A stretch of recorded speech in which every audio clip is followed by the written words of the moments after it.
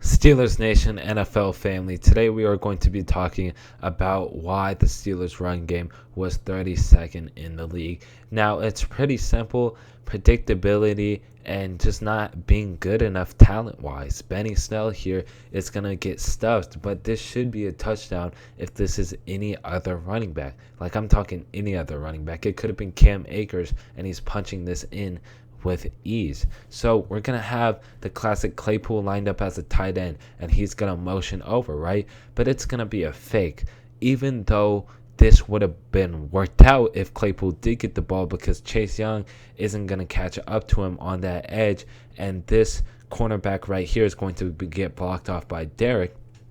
They're playing man-to-man, right? Because they're in the goal line set, and so they're going to have to play man-to-man. This meaning he's going to come all the way over here if he does motion over, which, again, he's not going to catch up.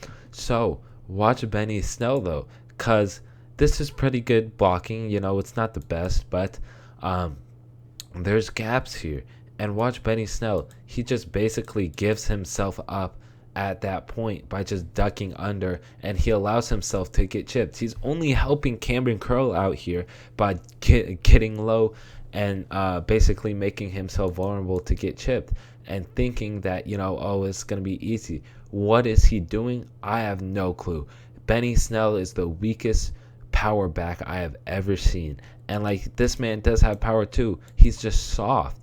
I don't know who's coaching up these running backs, but it's not good at all. So let's go look at another play, because this play was a combination of not calling the right play. Yes, it's a creative play, but you just called the wrong one. You should have gave Claypool the ball, and not having the running back talent to punch it in. We all know the predictability of Randy Fichtner, but he couldn't even copy Matt Canada's system right? But what I mean by that is Matt Canada has good players, right? This is a play that he implemented that I showed the first video. Motion the two tight ends over, make them think that, okay, they're going to run this way, and then bring Claypool over and motion here. That's basically the jab, and then Claypool going over there as the motion is the knockout punch for them to motion over there and allow your O-line to get to the second level. But the problem is they're not actually giving the ball to Claypool at all this game. They know that, hey, Claypool's not going to get it. You know, we don't really have to respect that and go over and go to Claypool and try to tackle him, because he's not going to get the ball. He's just a decoy.